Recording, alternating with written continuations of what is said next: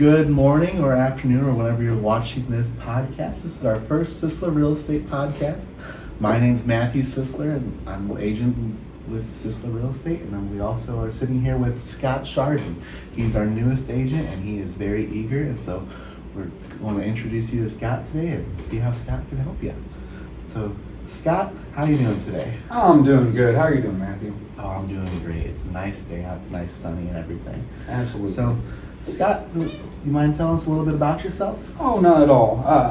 From Gillespie originally. Grew up there most of my life. And then I ended up going into the Army shortly after high school and graduation. So I spent some time doing that fun stuff. After a nice little tour of duty, I went over to Southern Illinois University of Edwardsville, got a 4-year degree in ecology, evolutionary sciences, and ecology, environmental sciences, and evolutionary biology. Sorry about that. And then I didn't know really where to go with all of that kind of education, and I still ended up getting some more schooling in real estate and ended up as an agent, and loving it so far. Very nice, very nice. So what brought you to the real estate career? Was it just kind of been around it for your life, or just kind of saw it and saw an opportunity to work for yourself, or? So I had seen some other friends from military service, from passing the high school, that have got their license and they've ventured out to do some pretty awesome things and some great things. And it's way different than your usual run-of-the-mill kind of jobs. You're making your own schedules. You're really helping people. That's the best thing that I love, is being able to help people see their dreams come true and really help them throughout one of the largest transactions of probably their life. It's a scary thing, and to be on their side to help them in all the possible ways that I can, it feels just as rewarding for me to help them as it I hope it does for them to be able to get into the home of their dreams. And flexibility to be able to work and help people at all hours of the day by any means necessary. It doesn't restrict you to the 9 to 5 and feel like you're taking work home because we're always out and about and always working anyway. It feels better for me to always be busy and helping people.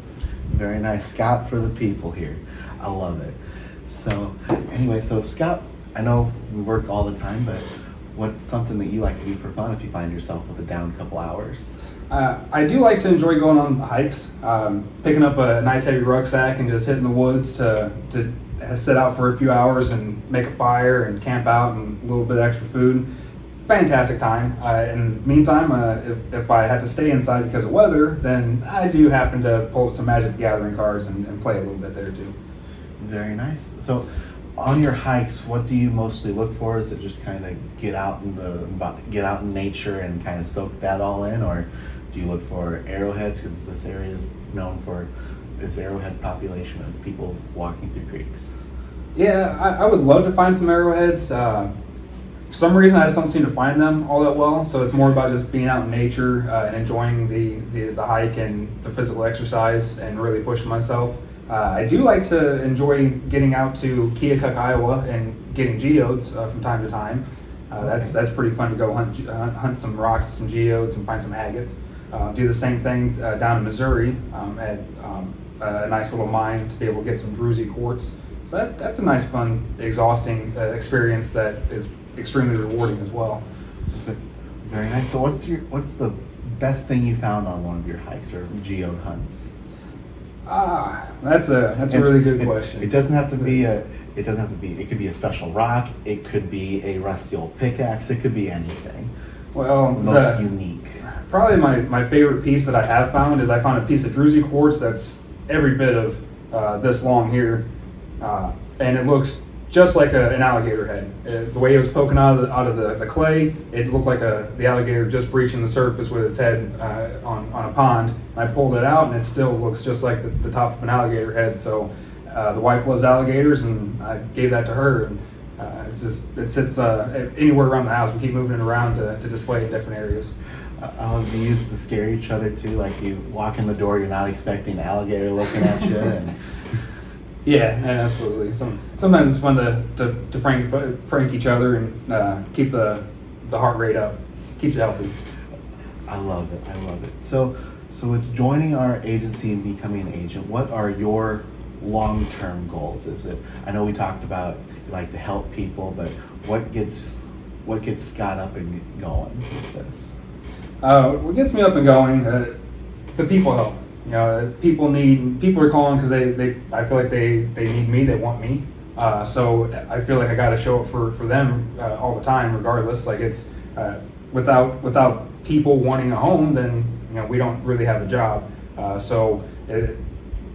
I want to be able to get out there every day to see what I can do to make an impact on the market in the most positive way. If that means that we're on this cutting edge of all the technology and can provide these videos like this where we're just talking, or if we can provide aerial drone photos and some cool stuff to show all the cool stuff that we can do as agents and the stuff that we love to spend our time doing, along with meeting with people. I seem to be a people person. I like to talk to people all the time. It's hard for me to go somewhere and not see somebody that I do know. So going to the grocery store to get milk turns into an hour because somebody wants to talk. It's just really fun to be engaged with people. I understand that last one. Sometimes I'll go on a showing with a client that I love to talk to, and sometimes those 30-minute showings turn into 2 hours where you look at the watch and let's continue this down the street and let's let the people get back to their house. Absolutely. So we talked a little bit about the market. What does the Gillespie market look like? So as of June 3rd, on that week, there was 21 homes for sale in Gillespie, and 8 homes went under contract that week. One of them, not one of those, but one did sell that week as well, with the median list price of $138,000. So it seems like a pretty strong market in Gillespie, holding quite a few homes in the market right now, with homes always being added every day. It seems like every time I turn around, there's always a new sign put up there somewhere. So it's nice to see that people are actively still engaged in our small town communities, even though we feel like we're kind of shrinking down in size and we're a little bit too far away from interstates anymore. But we're still seeing that there's plenty of activity in the market. People still love these small towns of Gillespie and Staunton. And the nice thing too is with the internet access that we have now in these small towns is people don't have to go to work all the time. They can work from home as well. And so our internet service here allows people to work from home, which then also helps the small cities and grow them a little bit. Absolutely, I agree with that 100%. Yeah, it's been wonderful talking with you today, Scott. Is there anything that you would like the audience to know about you that you think would be an interesting tidbit about yourself, or just something that not a lot of people know that you would think people would find interesting? I'm a hardworking individual that knows exactly what it takes to dedicate myself and make sacrifices for others' needs and put them well above my own to see the mission come to fruition. I was also at one time a strong member of the FFA for the Gillespie chapter. Ended up as the section president my senior year, so a lot of people seem to be kind of interested in a lot of farm ground nowadays and acreage and information in that aspect, and I feel like a little bit of my agriculture background really helps promote myself in that kind of field in that area, that the countryside is ours for the taking, per se. They're not making any more, they can't make any more land. We can always build more houses, we just can't build more land. That's a good way to look at it. Well, thank you for coming on today, Scott. It was wonderful talking with you, and we'll see you guys all next time.